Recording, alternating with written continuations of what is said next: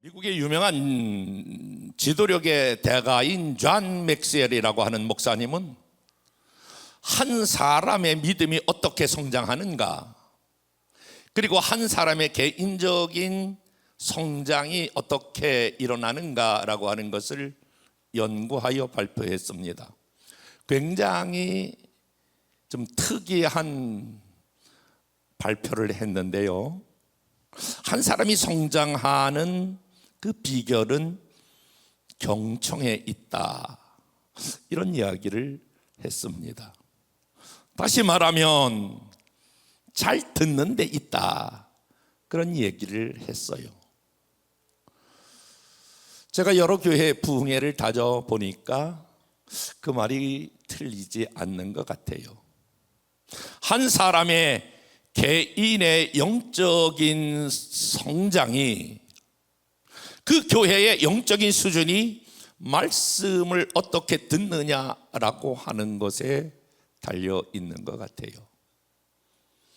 제 말이 아니라 사실 지도자의 그런 보고였거든요. 따라서 여러분, 하나님 말씀이 얼마든지 그리스도 예수 안에서 예가 되면 아멘함으로 하나님께 영광을 돌리라 그랬는데, 얼마든지 하나님 말씀이 예가 되면 아멘함으로 하나님께 영광 돌리는 시간 되기를 주님의 이름으로 축복합니다. 그런데 꼭 하나님 말씀이 아니더라도 제가 드리는 말씀이 여러분 틀리지 않다면, 이 부흥회는 특별히 훈련하는 기간이요, 또 우리가 이 부흥회 기간은 조금 더 어떻게 말하면 우리가 그리스도 안에서 함께 자라나는 기간이요, 성장하고 훈련하는 기간이기 때문에 여러분, 제 말이 틀리지 않으면 그냥 아멘 해보실래요? 아멘. 그래서 부탁드리는 거는 제 말이 틀리지 않으면 고개를 끄덕일 수도 있는데, 거리가 좀 머니까 그러면 졸고 있는 것처럼 비치니까 제 말에 동의하시면 다 같이 한번 아멘, 아멘 해 주시기를 부탁드립니다. 그리고 왜 아멘이 중요한가라고 하는 것은 마지막 10번째 시간에 동영상을 보여드리면서 이 아멘의 중요성에 대해서는 좀 말씀을 드리려고 그래요. 그리고 한 가지 약속, 제가 받았던 기도의 그 응답과 약속은, 만약에 여러분들이 좀 힘드시더라도 10번의 집회를 참석할 수만 있다면 여러분에게 돌파의 역사가 나타날 것이다 라고 하는 것입니다. 돌파라고 하는 것은 여러분이 지금까지 살아오면서 뭔가 목표를 향하여 열심히 여러분이 도전했지만 이루어질 것 같은데, 목표점에 도달할 것 같은데 애쓰고 수고하셨지만, 그러나 될 것 같은데 잘 이루어지지 않았던 어떤 영역이 있을 것입니다. 그것이 때로는 개인적인 문제이지만 어떤 사람에게는 재정적인 문제가 있을 것이고, 어떤 사람에게는 건강의 문제가 있을 것이고, 자녀의 문제가 있을 것이고, 인간관계, 또 영적인 문제, 다양한 문제가 있을 것입니다. 그런 문제가, 영적이라고 하는 말은 내 힘과 내 방법이 아니라 하나님의 뜻으로 그 문제가 해결되는 역사가 이번 집회를 통해서 일어나게 될 줄로 믿습니다. 그렇게 되기를 원하시면 아멘. 제가 조금 사람이 살다 보면 신앙적으로도 업다운이 이렇게 될 수 있는데, 조금 약간 지쳐있는 그런 상황인데, 여러 교회를 이렇게 다녀보면 그래서 느끼는 거 하나 있습니다. 약간 지쳐있는 그런 제가 상황인데, 오늘 앉아서 찬양을 하는 동안에 성령의 기름 부으심이 얼마나 강하게 임하는지 여러분의 이 찬양팀이 굉장한 아주 대단한 그러한 그 가수들이 와서 하는 것도 아닌데 일반적인 청년들 같아요. 앞에서 리딩하는 이 청년 형제도 엄청난 분 같지는 않은데 청년이에요? 제가 볼 때는 부목사님 같지는 않은 것 같아요. 그런데 놀라운 것은 이 찬양팀의 성령의 기름 부심이 대단해요. 그걸 제가 느끼면서 짧은 시간이지만 이 성령의 기름 부심이 얼마나 강한지 제가 그 자리에서 꼬꾸라졌어요. 그리고 그 짧은 시간에 다시 그 임파테이션, 성령의 기름 부심이 제게도 임했어요. 우리 예배팀을 위해서 박수 한번 하겠어요. 와, 짧은 시간인데 제가 그것을 느끼면서 와, 저 팀 대단하다. 저 성령의 노래를 잘하느냐 못하느냐 그게 아니라 성령의 기름 부으심이 있는 훌륭한 팀이다. 리딩하는 저 청년 같은데 교육자 같진 않아요. 청년인데 굉장한 기름 부으심이 있는 청년이다. 여러분은 훌륭한 기름 부으심이 있는 찬양팀을 보유하고 있는 교회입니다. 이 기름 부으심이 계속 여러분들에게 흘러가서 조금 따라하기가 힘든 것 같지만 그러나 따라하시면 은혜가 넘치게 될 줄로 믿습니다.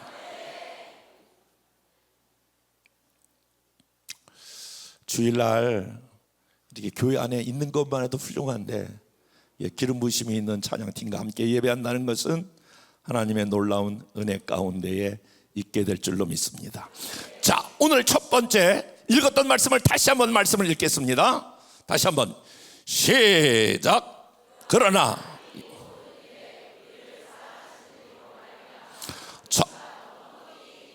자, 오늘 저는 첫 번째 이 말씀을 통해서 이런 제목으로 같이 말씀을 드리려고 합니다. 따라서 봅시다. 승리를 확신하라. 다시 한번 승리를 확신하라.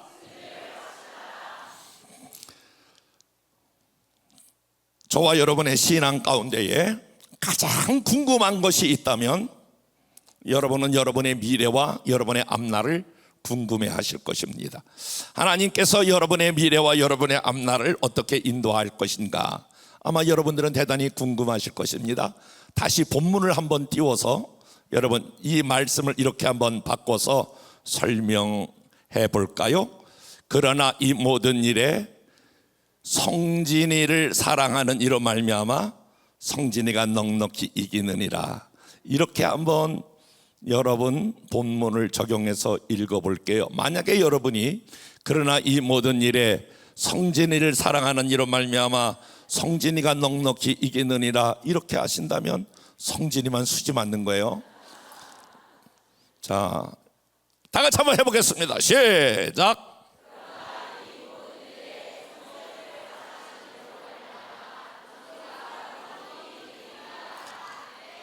여러분의 이름이 우리 주님께 들리도록 다시 한번 제 이름이 한 번 들렸어요. 저만 수지 맞는 거예요. 다 같이 한번 시작.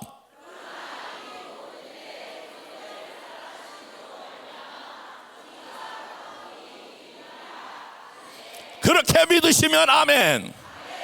두 손 들고 아멘. 자, 여러분의 미래는 하나님이 어떻게 디자인하셨냐면 여러분의 미래는 하나님이 어떻게 설계하셨냐면 넉넉히 이기도록 하나님이 계획하셨고 하나님이 설계하신 줄로 믿습니다. 금년 한 해 그리고 여러분의 미래와 여러분의 일생을 하나님이 어떻게 계획하셨느냐? 넉넉히 이긴다라고 하는 말은 영어 성경에 보면 넉넉히 이긴다 이 말을 완전한 승리 이렇게 쓰여졌거든요. 사람은요 무엇을 확신하고 사느냐에 따라 그 인생이 그대로 펼쳐지게 되어 있어요. 구약 성경에 보면 사사기에 전쟁이 일어나거든요. 이스라엘의 기드온 산맥용사와 미디안의 군대가 전쟁이 일어나요. 미디안은 연합군대예요. 그런데 이 미디안의 연합군대가 얼마나 많은지 기드온의 산맥용사와 싸움을 싸우면 미디안의 연합군대가 이기게 되어 있어요. 피타고라스의 정리에 의하면 숫자가 많은 사람이 이기게 되어 있기 때문에 이 전쟁은 싸워보나 마나 미디안의 연합군대가 이기게 되어 있는데, 이 전쟁에서 어느 날 기드온의 300용사가 이 전쟁을 위해서 어느 날 기드온과 그의 부하가 정찰을 나가게 돼요. 정찰을 나가다 보니까 기드온과 그의 부하가 둘이 정찰을 나가서 보니까 미디안 군사 2명이 꿈을 꿔요. 꿈을 꾸고 한 사람이 꿈을 꾸고 한 사람이 해몽을 하는 거예요. 말이야, 나 어저께 꿈을 꿨는데 이상해. 뭔데, 얘기해봐. 볼이 또 하나가 윙 날라오더니 우리가 자고 있는 천막을 딱 깨트리는 거야. 그래서 내가 벌떡 일어나가지고 생각해 보는데 이 천막을 딱 깨트렸는데 이게 무슨 꿈이지? 이게 무슨 꿈이지? 이게 생각이 잘 안 나. 그랬더니 그 친구가 이제 그 꿈을 해몽하는 거예요. 여러분, 우리나라 속담에 꿈보다 뭐라고요? 해몽. 여러분, 우리 인생은 우리가 부딪혀 있는 삶보다 삶을 어떻게 해석하느냐가 중요해요. 신앙생활은 내가 어떠한 현실을 부딪히느냐보다 그 현실을 어떻게 해석하느냐가 더 중요해요. 옆에 사람과 악수하면서 인사하겠습니다. 사실보다 중요한 건 해석이다. 시작. 그런데 꿈을 꿨는데 그 한 명이 이렇게 해석을 하는 거야. 야, 그 꿈은 기드온의 용사가 우리를 쳐들어와서 우리를 완전히 박살낸다는 꿈이야. 한 명이 그렇게 해석을 하니까 그래? 그래서 그 사람은 전의를 상실하고 그 소문이 쫙 퍼지면서 미디안 연합 군대는 싸움을 싸워보지도 못하고 패배했다는 게 사사기 7장의 보고야. 객관적으로 충분히 이길 수 있다라고 하는 전력을 가지고 있으면서도 패배했다라고 하는 거예요. 여러분, 잘 아시는 대로 다윗과 골리앗은 전쟁에서 싸울 수 있는 그러한 상황이 아니에요. 다윗은 그런데 어떠한 생각을 확실히 가지고 있었냐면, 너는 칼과 창을 가지고 나아가나 나는 만군의 여호와의 이름으로 만군의 여호와가 함께 하신다라고 하는 확신을 가지고 나갔던 다윗은 골리앗과의 전쟁에서 승리하게 된 줄로 믿습니다. 여러분, 그러므로 여러분이 지금 인생을 살아가면서 지금부터 여러분의 미래, 여러분의 앞날, 여러분의 자녀의 미래 앞날은 여러분이 어떤 실력을 가지고 있느냐, 어떤 배경을 가지고 있느냐, 여러분이 어떤 조건을 가지고 있느냐보다 더 중요한 것은 나는 어떤 확신을 가지고 있느냐가 더 중요한데, 성경은 바울은 한 줌밖에 되지 않는 그 로마의 거대한 로마를 향하여, 로마 교인 한 줌밖에 되지 않는 그 교회를 향하여 이렇게 말해요. 우리를 사랑하는 이로 말미암아 너희는 넉넉히 승리하는 자가 될 것이다. 이 거대한 어둠의 세계에서 하나님이 저와 여러분들에게, 오늘 서산의 성도들에게 하나님이 직접 여러분들에게 말씀하는 것보다 더 분명하게 여러분과 여러분들의 삶과 서산교회는 반드시 승리하는 자가 될 줄로 믿습니다.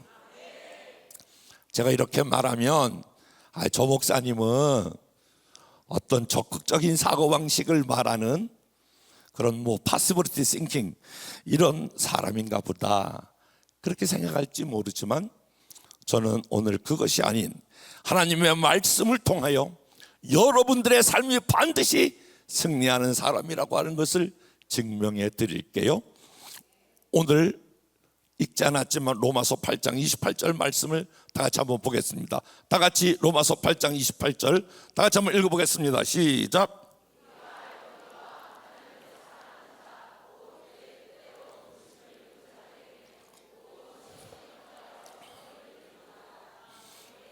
여기서 중요한 단어가 있는데, 우리가 알거니와 이 단어예요. 따라서 볼까요? 우리가 알거니와.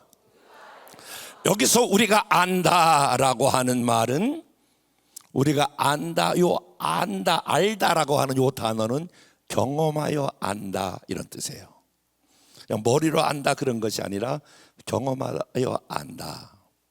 그런데 요 앞절 두 절을 앞서서 26절 말씀을 한번 볼까요? 다 같이 한번 읽어볼게요. 시작.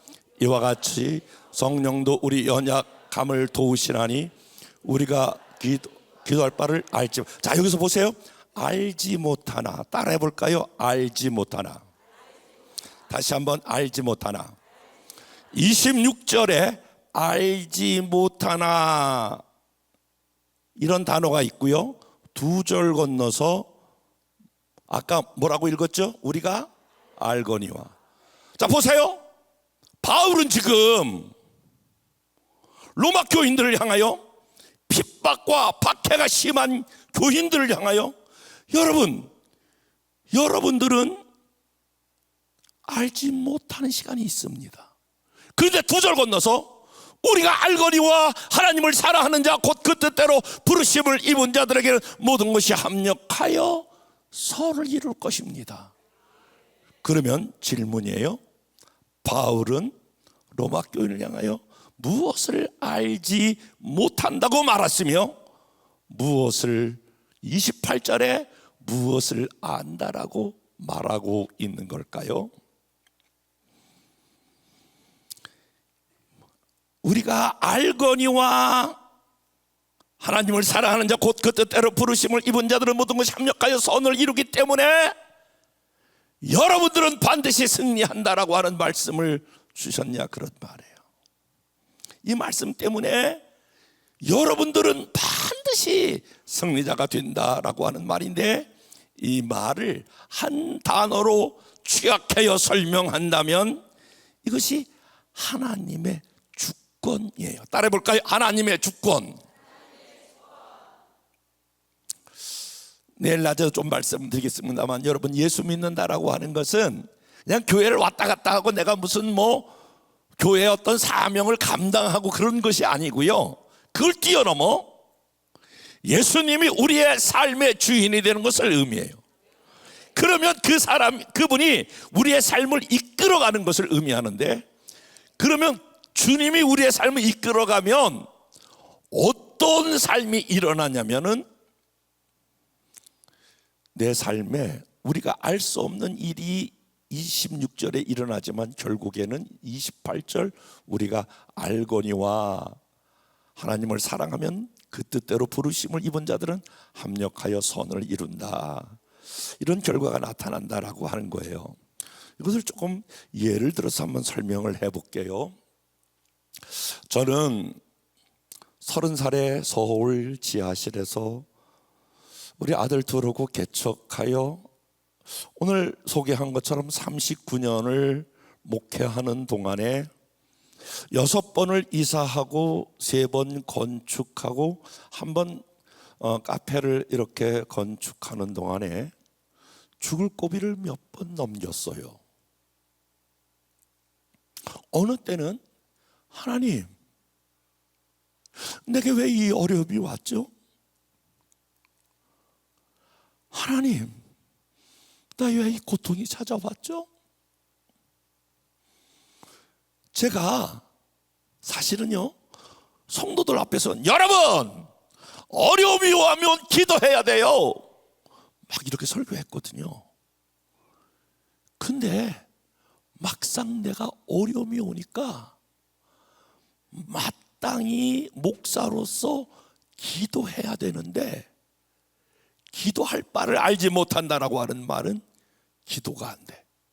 어머나 부끄러운 얘기인데 막 설교 이렇게 힘차게 여러분 그러면서 힘들 때 고난당할 때에 여러분 기도해야 됩니다라고 설교했는데 막상 내가 죽음의 위기에 처해 있을 때에 고난의 한복판에 있을 때에 마땅히 기도할 바를 알지 못했을 때에는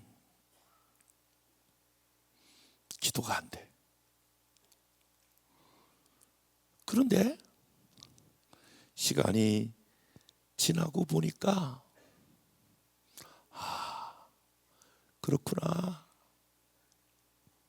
시간이 지나고 보니까 그때 그 왜 어려움이 왔는지, 그때 왜 그 고통이 왔는지 나중에서야, 그 죽음 같은 시간들이 지나고서야 그때 그렇구나, 하나님은 그때 그 어려움을 왜 주셨는지 알게 되고, 하나님을 사랑하는 자, 곧 그 뜻대로 부르심을 입은 자들은 합력하여 선을 이루시는구나 라고 하는 것을 알게 된다라고 하는 말이에요. 사랑하는 여러분, 여러분의 삶에 지금 고난이 찾아왔을 때, 지금 어려움이 찾아오시는 분들, 지금 해석이 다 안 되는 분들, 그런 분의 삶을 어떻게, 하나님 내 삶에 이런 고난과 어려움이 찾아왔나요? 다 알 수 없지만, 그러나 그것이 인생의 끝이 아니라, 그것이 삶의 끝이 아니라, 그것이 지나고 보면 우리 하나님은 반드시 하나님을 사랑하는 자, 곧 그 뜻대로 부르심을 입은 자들은 합력하여 선을 이루시는 분이시기 때문에 하나님은 우리를 승리로 인도하시는 분이신 줄로 믿습니다.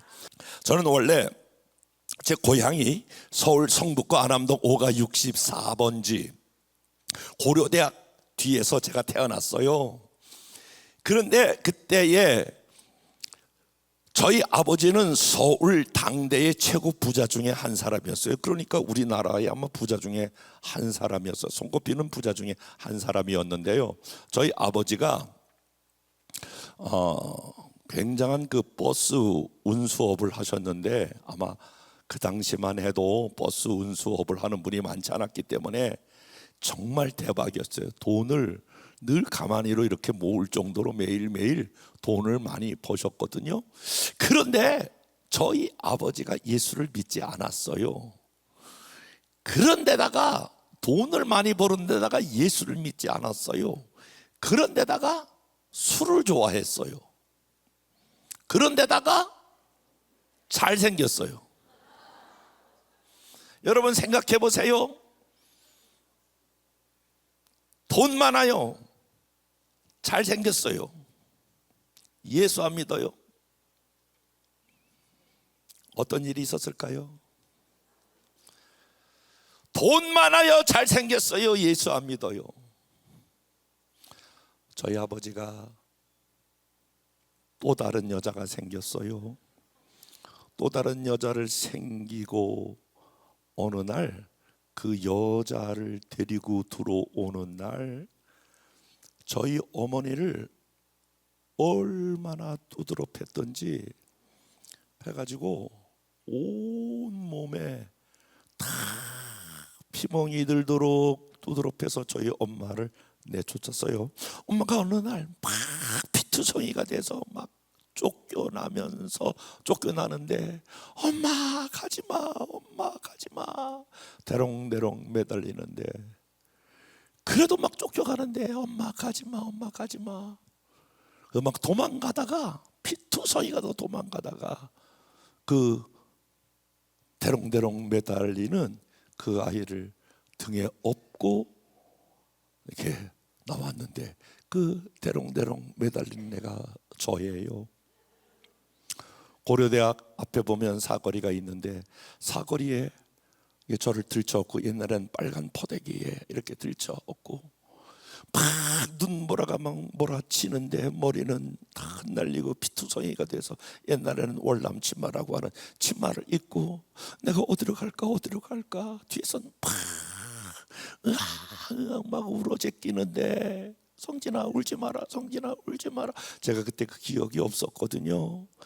그런데 하나님께서 저의 상처를 치유하셨던 그 내면의 치유, 쓴뿌리의 치유를 하셨던 것을 환상으로 보여주셨던 때가 있어요. 내일 새벽은 그래서 마음의 쓴뿌리 상처를 치유하는 그 치유하는 새벽 시간에 내일 새벽은 그런 시간을 가질 거거든요. 그 하나님께서 내 내면의 그 환상을 보여주시는데 성진아 울지 마라. 저는 막 추우니까 오는데 어디로 갈까 그러다가 저희 엄마가 돌아간 곳은 저희 친정, 저는 외갓집 서울 강동구 고덕동이라고 하는 데로 돌아갔어요. 우리 엄마가 돌아가니까 옛날 어른들은 친정으로 돌아가면 친정 엄마가 다시 돌려보냈어요. 야, 너 왜 왔냐? 너 그렇게 남편하고 싸워서 쪼르륵 쫓아오면 안 된다. 다시 돌아가라. 어머니 그게 아니에요. 어머니 그게 아니면 뭐냐? 너 그렇게 싸워가지고 쪼르륵 친정으로 쫓아오면 돼서 돌아가라. 그랬더니 저희 엄마가 아니에요 어머니 제 얘기 들어. 아니면 뭐냐? 저희 외할머니가 호되게 다시 그 피투성이가 된 저희 엄마를 돌려 세웠어요. 우리 엄마가 끝까지 어머니 제 얘기 좀 들어보세요. 어머니 제 얘기 좀 들어보세요. 나중에 저희 할머니가 그래 얘기해봐라. 우리 남편이 돈을 너무 많이 벌고 술을 좋아해서 또 다른 여자가 생겨서 그 여자를 데리고 오고 저를 이렇게 두드러 팼어요. 그래서 우리 외할머니가 저희 어머니를 거두어 주셨어요. 우리 어머니하고 저하고 외갓집에 있으면서 조그마한 흑벽떡집을 지어 주셨어요. 저는 어릴 때부터 그 외갓집에서 이렇게 자라게 되었는데 제가 기억에 초등학교 1학년, 2학년 이게 지나면서 엄마한테 물었어요. 엄마, 아빠 어디 갔어요? 아빠 미국 갔다. 언제 와요? 곧 올 거다. 근데 왜 갔어요? 돈 많이 벌어 올 거다. 제가 할머니한테 물었어요. 할머니 우리 아빠 어디 갔어요? 미국 갔다. 아, 왜 갔어요? 돈 벌러 갔지. 언제 올 거예요? 곧 올 거다. 1학년 때, 2학년 때, 3학년 때, 4학년 때 엄마나 할머니는 동일하게 미국 갔다 그러고 돈 많이 벌어 올 거라 그러고 곧 올 거라고 그렇게 했는데 그 시간이 점점 지나도 아버지는 오지 않았어요. 그리고 어느 때는 크리스마스 카드를 써서 엄마 이거 아빠한테 보낼 수 없어요? 그래 써봐라. 크리스마스 카드 부지런히 써서 엄마한테 주면 엄마가 알았다 이거 보낼 거다. 그리고 엄마한테 줬는데 크리스마스 카드 써도 갔는지 안 갔는지 아무튼 엄마가 그 카드를 받은 기억이 나요. 어느 날 6학년이 됐는데 엄마가 저를 부르는 거예요. 그리고 아니 할머니가 저를 불러놓고 성진아 너 일리 좀 와봐라. 엄마는 이러고 가고 할머니가 저를 부르는데 할머니 눈빛이 달라요. 너 거기 좀 앉아라. 그런데 할머니 눈빛이 좀 달라요. 그래서 예 할머니 너 거기 앉아. 다른 때는 할머니 눈빛이 아이고 우리 성진이 불쌍하구나 그러는데 거기 앉았더니 성진아 오늘은 내가 너한테 니네 집 비밀을 좀 이야기할 거다. 뭔 비밀이에요? 너 한 번도 내가 얘기 안 했는데 오늘은 내가 니네 집 비밀을 얘기할 거야. 너 말이야 니네 아버지가 미국 간 게 아니고 니네 아버지는 여기서 가까운 곳에 산다. 그리고 너 말고 너 배다른 동생 남동생 2명이 있다. 걔네들은 다 자가용으로 태가지고 간다. 그리고 철저히 과일을 먹고 매일 좋은 그리고 옷을 입는데 너는 니네 가정의 장손이다. 8명 중에 네가 장손이고 네가 장남이다. 너를 쫓아내서 네가 이리로 오게 되었다. 너는 부잣집 아들 중에 부잣집 아들이다. 쫓아내가지고 한 번도 찾아오지 않는 게 그게 애비냐? 아니 그리고 한 번은 와봐야 되지 않느냐? 연필 꽁댕이 한 번 사주지도 않는 게 그게 애비냐? 너 봐라 네 꼬락지를 봐라. 너는 지금 니네 엄마가 맨날 장사하러 다닌다고 돌아다니지? 너 니네 친구들이 너 아버지도 없고 엄마도 없고 너 고아처럼 거지같이 살고 있지? 옛날에도 왕따라는 게 있어요. 그래서 애들이 놀아주지 않고 저 맨날 정말 고아처럼 살았거든요. 저는 그때 충격을 먹었어요. 내가 부잣집 아들이라고 하는 사실을 그때 알았어요. 그런데 내가 고아처럼 살아가고 있구나. 그런데 할머니가 너는 니네 아버지 원수를 갚아야 한다. 그건 아버지도 아니다. 저는 근데 그게 한 번으로 끝날 줄 알았어요. 우리 할머니 마음 가운데에 자기 딸과 외손자가 돌아온 거에 대한 마음의 상처가 깊었던지 틈만 나면 저를 불러서 큰 애비도 아니다. 그리고 제가 사춘기가 왔어요. 6학년 중학교 들어가면서 우리 할머니도 마음에 있는 그 상처를 담아두었다가 더 이상 참지 못하여 울분이 터지면 저를 붙잡고 얘기하는 거예요. 큰 애비도 아니다.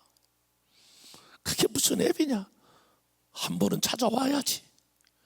사춘기가 오면서 제가 중학교 들어가고 중학교 들어가면서 아버지에 대한 미움이 싹트기 시작했어요. 제가 다녔던 중학교가 동북중학교라고 하는 중학교인데 거기 유도부가 있는 걸 알았어요. 들어가서 운동을 시작해서 유도부에 들어가서 유도 선수가 됐어요. 여러분 미움을 품고 있으니까 미움이 점점 싹트기 시작했어요. 야, 그건 애비도 아니다.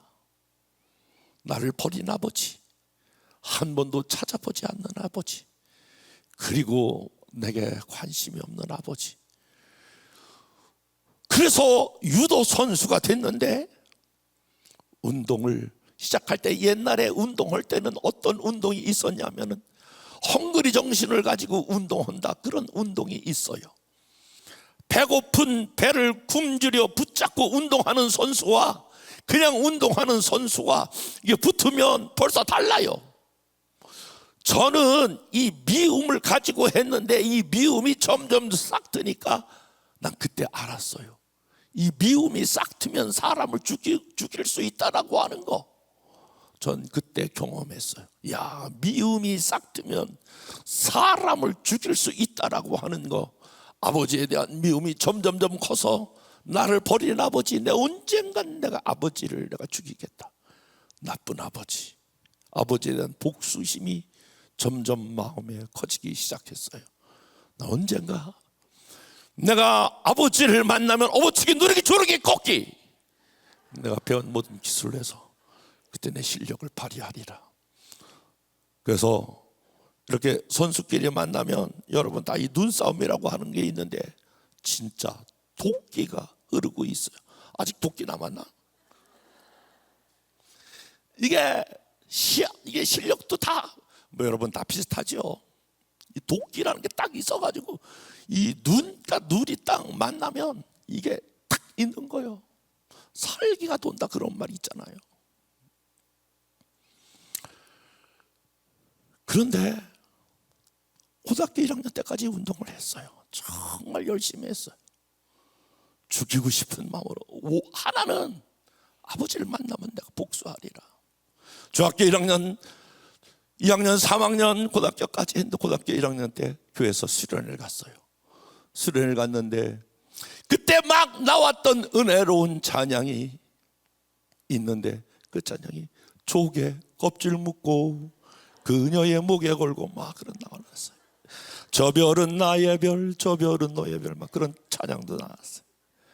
그 다음에 내게 강 같은 평화, 2절 내게 바다 같은 사랑, 3절 내게 샘 솟는 기쁨. 아까 뭐 나 기뻐하니 막 내가 진짜 막 샘 솟는 기쁨 하는데 막 배에서 막 부글부글 막 샘이 막 쏟아가지고 내가 전수사님한테 잠깐만요, 나 밖에 나갔다 올게요. 빨리 나갔다 와. 그래서 이렇게 막 개울 건너 바지를 내리고 막 이게 너무너무 부글부글 거려가지고 이렇게 하려고 그러는데 이게 부글부글 하는 게 위로 막 솟아.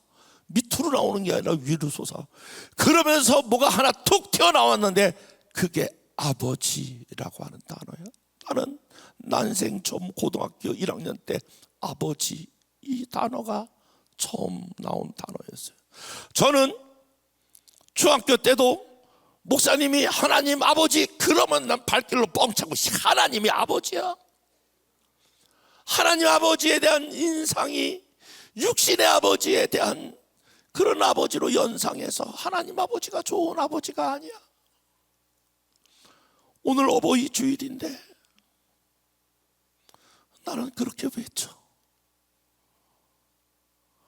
여러분 여기 아버님들 계시지만 우리 자녀들은 하나님 아버지를 경험하기 전에 육신의 아버지를 먼저 경험해. 육신의 아버지, 하나님 아버지를 대표할 수 있는 게 육신의 아버지야.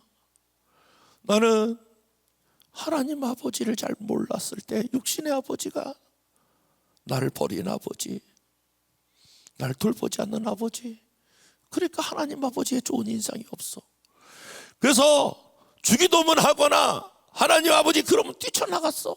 그런데 아버지 소리가 나와서 입을 틀어막았어. 아버지, 근데 또 나와. 아버지 또 나와. 입을 틀어막았는데도 아버지 소리가 나와.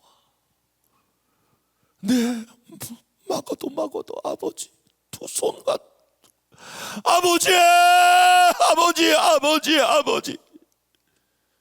2시간 동안 아버지만 부르면서 떼굴떼굴 굴렀는데 그때의 내 인생에 잊을 수 없는 하나님 음성을 하나 들었어. 아들아, 육신의 아버지는 너를 버렸으나 나는 너를 끝까지 버리지 않는 참 좋은 아버지다. 아들아, 육신의 아버지는 너를 버렸으나 나는 너를 끝까지 버리지 않는 참 좋은 아버지다. 이 아버지가 50년 동안 제가 부족해도, 제가 연약해도 그 아버지가 저를 붙들어 주셔서 여기까지 오게 되었습니다. 제가 어느 날 목사가 되어서 제 인생을 뒤돌아보는 시간이 있었어. 만약에 내가 우리 아버지 집에 쫓겨나지 않고 있었으면 어떻게 되었을까? 그냥 제가 생각해 보는 거야. 아버지 집에 있었으면 부자로 살았겠지, 잘 먹었겠지, 잘 입었겠지, 잘 살았겠지. 그런데 안타깝게도 저희 집은 아버지 8형제가 모두가 다 술을 좋아했던 술 가문의 집이야. 아, 그렇겠구나. 그리고 우리 사촌들도 다 술을 좋아해. 술 가문의 집. 그래서 하나님께서 나를 그 술 가문의 집에서 빼어내어 외갓집에 보내셨구나. 사춘기 때 치열하게 내가 어릴 때부터 초등학교 2학년 때부터 외로워서 갈 데가 없어 교회 다녔으면서 6학년 때 그 사실을 깨닫고, 야, 나는 왜 이렇게 힘든 시간을 보내야 되나 그랬는데,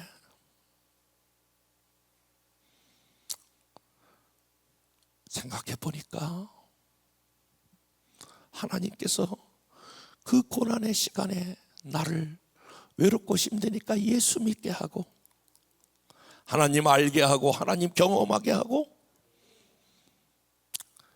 제 아들 둘이 있는데 두 아들 다 목사가 되고, 한 사람은 캐나다에서, 한 사람은 미국에서 목회하고, 우리가 1년에 한 번씩 가족 수련을 하는데, 작년에 LA에서, 저는 한국에서 미국으로, 한 놈은 캐나다에서, 한 놈은 애틀랜타에서, LA에서 모여서 다 모였어요.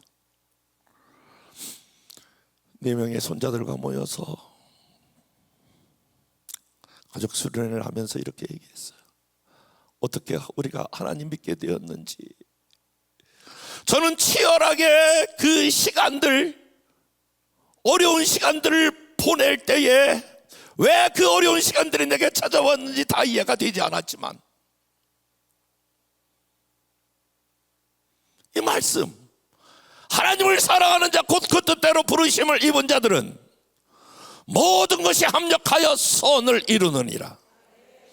다 같이 아멘. 아멘. 그러므로 사랑하는 여러분, 저와 여러분에 있는 모든 고난은 고난으로 끝나는 것이 아니라, 때로는 알 수 없는 해석이 어려운 고난일지라도 하나님은 모든 것을 합력하여 선으로 이끌어가서 여러분을 승리로 이끌어가시는 하나님의 놀라운 계획이 있으심을 믿으시면 아멘. 옆에 사람과 인사하겠습니다. 하나님은 실수하지 않으십니다. 다 여러분들을 승리로 이끌어 가시는 줄로 믿습니다. 맞아요. 그렇기 때문에 여러분은 다시 한번, 여러분이 하나님 뜻대로 구원받았으면 아멘. 여러분이 하나님 뜻대로 살아가기를 원하시면 아멘. 그러면 여러분들은 모든 것이 합력하여 마지막에 다 선을 이루시고 하나님의 뜻을 이루시고 하나님의 계획을 이루시는 귀한 존재들이 다 되는 줄로 믿습니다. 여러분은 다 그래서 승리자가 되는 거예요. 저와 여러분들이 승리자가 될 수밖에 없는 비밀은 31절 말씀, 32절 말씀 때문에 그래요. 다 같이 32절 말씀 읽어보겠습니다. 시작.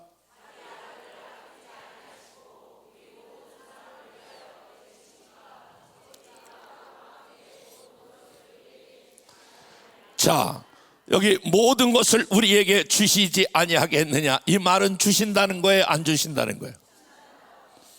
어떻게 알아요? 모든 것을 우리에게 주시지 아니하겠느냐, 주신다는 거죠. 저 위에도 주신다는 거예요, 안 주신다는 거예요? 어떻게 알아요? 그 아들과 함께 모든 것을 우리에게 주시지 않겠느냐, 주신다는 거죠. 뭘 보면 알아요? 에? 뭘 보면 알아?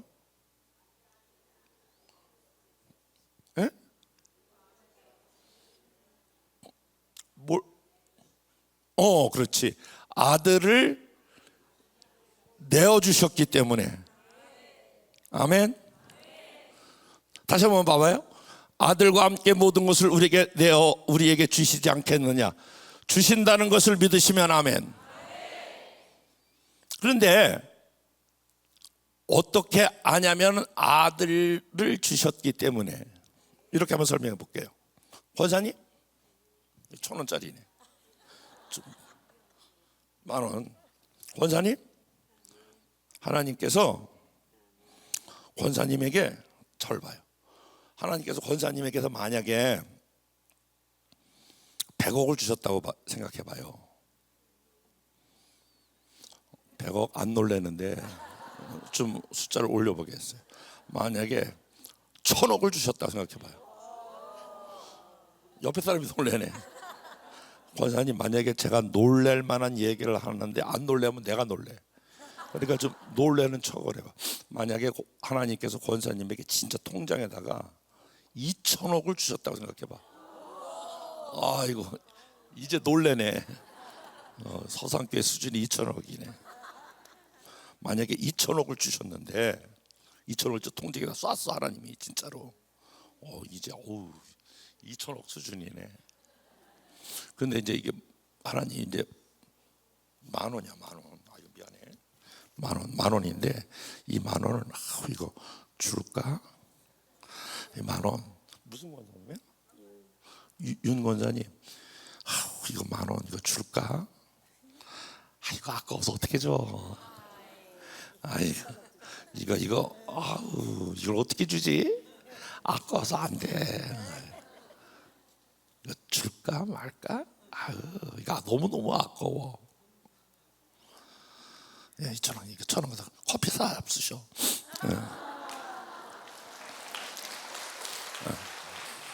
아니, 한번 생각해 보세요. 하나님이 2,000억을 주셨는데 돈 10,000원을 아깝다고 주시지 않겠느냐. 예를 들면 이렇게 말씀하는 거예요. 내가 여러분을 얼마나 사랑했으면 내 아들을 아끼지 아니하고 내어주시니가.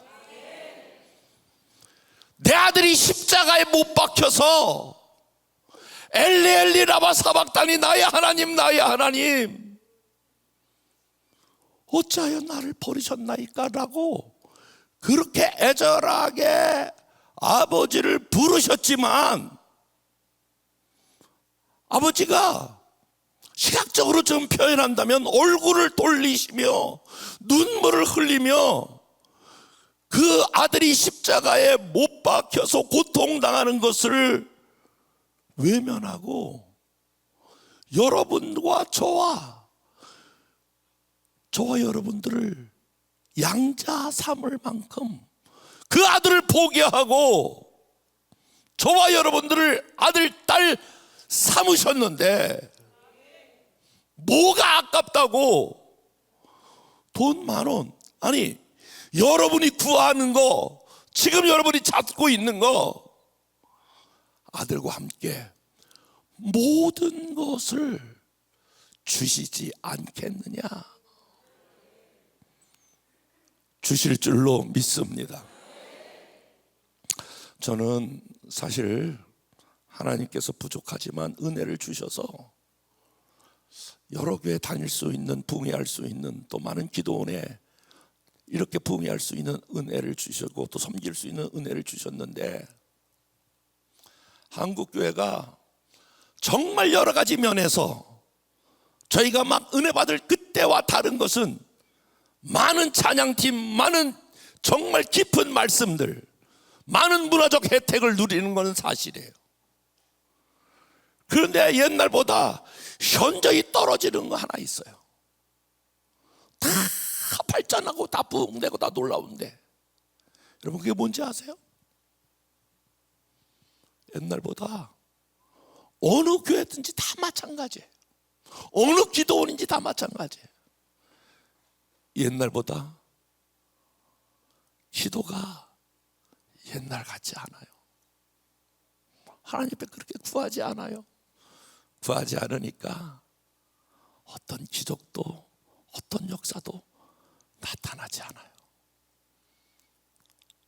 이론적으로는 많이 아는데, 좋은 말씀들도 많이 듣는데, 그렇게 유튜브에서 세계적인 한국의 뛰어난 말씀들도 많이 잘 알고 있는데 옛날 같지 않아요. 능력과 기적이 나타나지 않아요.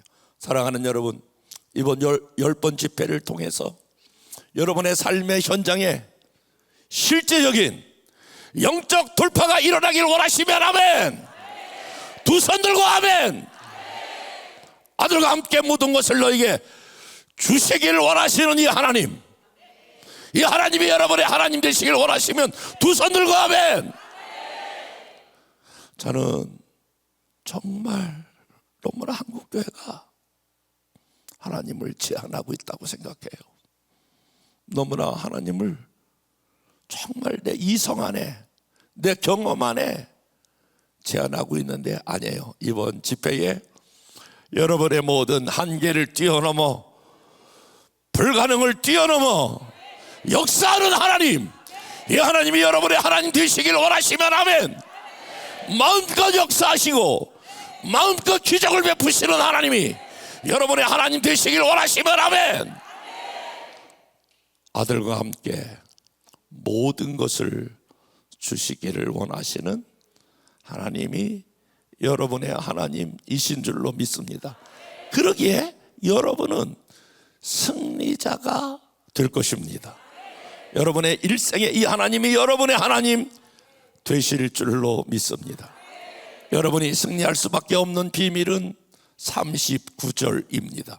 다 같이 39절 말씀 읽어보겠습니다. 시작. 높음이나 깊음이나 다른 어떤 피조물일지라도 우리를 그리스도 예수 안에 있는 하나님의 사랑에서 끊을 수 없느니라.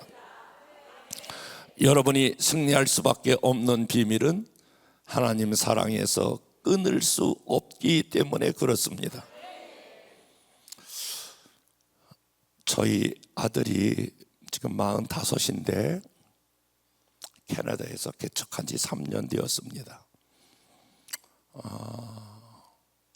저희 교회에서 부목을 하고 있었을 때인데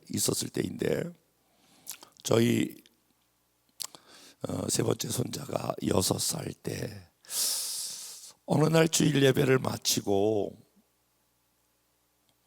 오후 저녁 시간인데 저희 사택에 있었습니다. 교회가 사택에 있었거든요. 그런데 저녁 때가 돼서 이렇게 말하는 거예요. 할아버지 과자가 먹고 싶어요. 그래 마트 가자. 그래서 이제 손자 손을 잡고 마트로 내려갔어요. 그때가 12월 달이 좀 지나서 이제 1월 달 접어가는데 그때 약간 진눈깨비도 내리고 비도 내려서 이 교회 앞 주차장에 약간 이렇게 눈과 비가 와서 약간 물이 고였어요. 근데 그 아이가 이렇게 운동화를 신고 그 주차장 물이 고인데 이렇게 탁 밟으면 물이 탁 튀기는 거예요. 그러니까 물이 튀기면 그 물 튀기는 게 재밌으니까 그 주차장에 있는 물인 대로 이렇게 탁 밟으면 물이 튀기는 게 재밌으니까 그거를 받고 물인 대로 가는 거예요. 그래서 내가 얘야 그러면 재미는 있지만 운동화가 젖어. 운동화 젖으면 또 그 발이 젖잖아. 그러면 발이 젖으면 감기 걸려. 감기 걸리면 너 기침하고 기침하면 또 너 병원 가야 돼. 약도 먹어야 돼. 그럼 엄마한테 혼도나. 그러니까 여기 마른 땅으로 가야지 왜 너 거기 물 있는 데로 가니? 아니에요 할아버지 여기 물 있는데 이거 보세요. 이거 물 있는데 밟으면 물이 탁 튀잖아요. 재밌잖아요.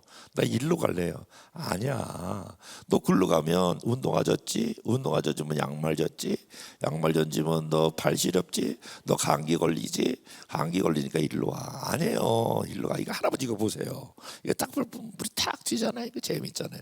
아니야, 일로 와. 야, 운동화 젖지, 양말 젖지, 감기 걸리지, 그러면 너 병원 가야지, 엄마한테 혼나지. 일로 가. 아니에요. 이거 보세요, 할아버지. 둘이 싸움이 벌어졌네. 누가 이겼게요? 내가 이겼어요. 왜냐하면 내가 힘이 세거든요. 이리 와! 하고 탁 팔을 잡고 딱 잡아채는데 으아! 이렇게 울더라고요. 딱 잡아채고 으아! 이렇게 우는데 그때의 성령께서 제가 강한 깨달음이 하나 오는데, 그때가 개척해서 35주년 때예요. 어떤 깨달음이 오냐면, 아들아, 네가 지금 손자의 손을 붙잡고 있는 것처럼 내가 너의 교회와 내 손을 놓지 않고 있었다. 저는 그때까지 간증하면서 다닐 때 제가 우리 열방교회를 개척하여 지금까지 이끌고 왔습니다. 내가 죽을 똥 쌌습니다. 그리고 막 간증하고 다녔거든요. 그런데 사실은 저는 35주년 오는 동안에 몇 번이고 내가 교회를 포기하고 싶을 때가 많았어. 때로는 너무너무 힘들 때 도망가고 싶을 때도 많이 있었고, 내려놓고 싶을 때도 많이 있었고, 막 건축하다 힘들면 그냥 내려놓고 어디로 도망갈까? 내가 주저앉아 어디로 도망가지? 나 이거 그만하고 싶은데 정말 별의별 생각을 참 많이 했어, 솔직히 말하면.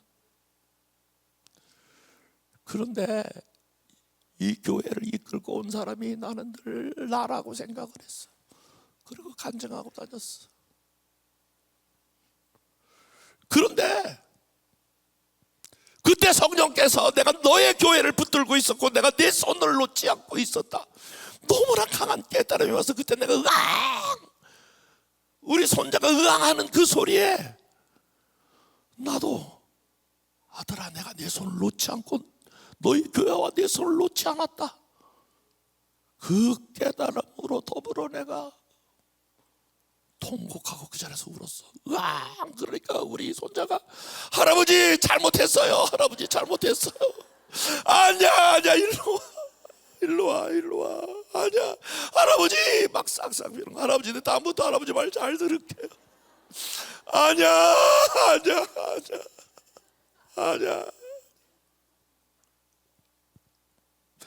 내 그때 깊이 깨달았어. 나는 내가 잘나서 지금까지 우리 교회를 개척해서 35년 이끌고 왔는데 하나님께서 내 손을 놓지 않았군요. 하나님께서 우리 교회를 이끌고 오셨군요.